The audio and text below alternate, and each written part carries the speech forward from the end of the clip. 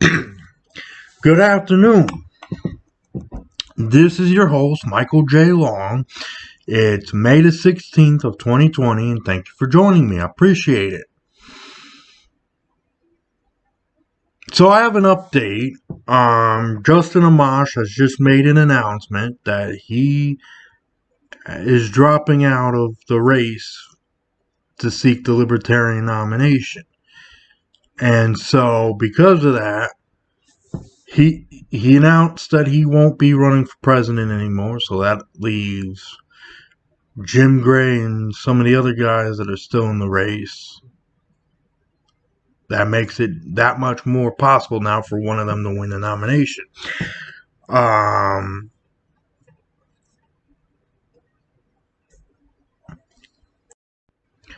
So my main concern with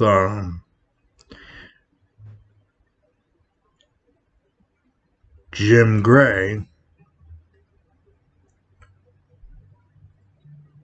is on the welfare.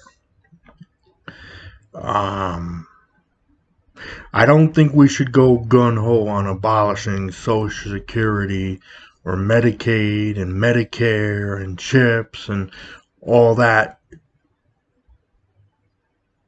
at least as of yet. And the reason being is that there's a lot of people who have disabilities who depend on Social Security because it's their only rent. And they're living in group homes and so forth. So that's what pays their bills, in other words. They don't have the ability. A lot of them don't have a lot of them do, but some of them don't have the ability to make decisions on their own or to communicate, or yet alone to be able to successfully live on their own, to pay their own bills, to work and make an income like everybody else. It's not that they don't want to do it, it's that they don't have the ability and functionality in their brains to do it. And so my impression of Jim Gray is that he wants to abolish welfare, and then for those who need help, let private charities do it, which I can understand. But my whole take on it instead of getting rid of Medicaid, Medicare, CHIPS, and Social Security right off the bat, because people are dependent on it, especially people with disabilities, is basically to allow the free market to compete with Social Security in terms of funding such individuals in need. And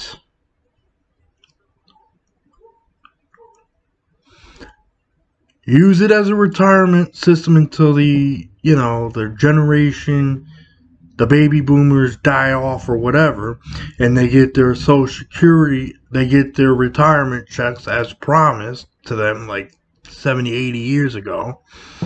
Gradually reduce the retirement age, and then we can go from there to fund Social Security with private contributions going forward to help out those who are disabled. And as a dependency, and the idea about having the free market compete with them is that it will reduce the dependency over the years for people's dependency on Social Security. And then we can make an informed decision on whether to either abolish Social Security, Medicaid, Medicare, CHIPS, or to have those programs privatized going forward. And I think that's the better approach than just saying, oh, let's get rid of it, Now, as far as WIC, or Women, Infant, Children, or whatever it's called, that I don't mind abolishing, because WIC helps out those who can help out themselves, mainly women who have the ability to go to work and make a living or go and better themselves at college or trade school and be able to make the amount of money needed to take care of their children and pay the bills. So why should we be subsidizing them with some stupid program called WIC just because they're low income? It doesn't make any sense. And that ain't gonna bring anybody out of poverty. So at least with WIC, I understand getting rid of it. But I think with Social Security and Medicaid and Medicare and CHIPS, I am not all that comfortable with having those programs abolished as of yet.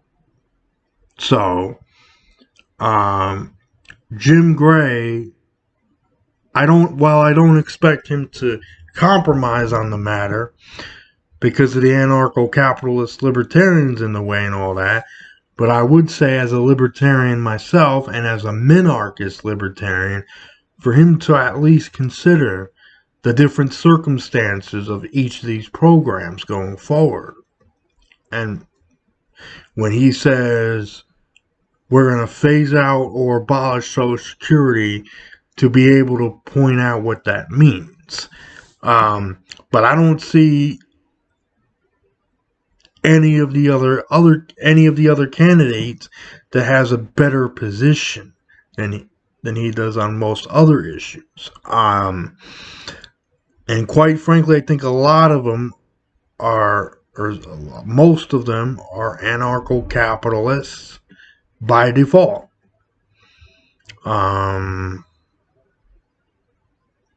So that's that.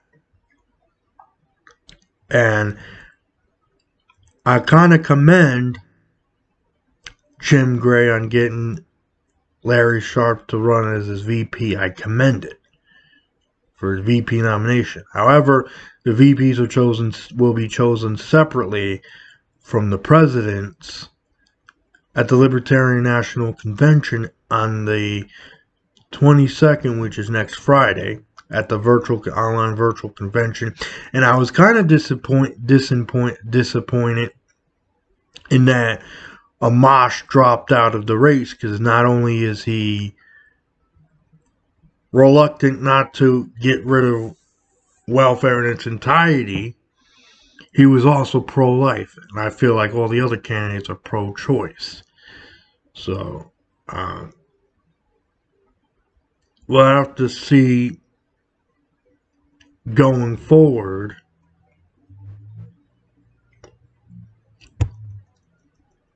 who's going to win the nomination now that Justin Amahs is out of the way. Anyways, it's 2:58, and thank you for Michael J. Long, and thank you for joining me. I appreciate it.